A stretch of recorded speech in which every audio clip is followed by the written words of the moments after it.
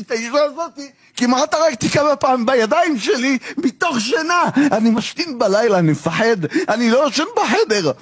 אם אני לא שותה בקבוק הרג ביום, אני לא עולה לישון. אני RPG עובר לי בראש עכשיו. עכשיו אני מדבר איתכם RPG יריות, אני בתוך הדיני נלחם. אני בתוך הדיני מריח את הריח של הגופות.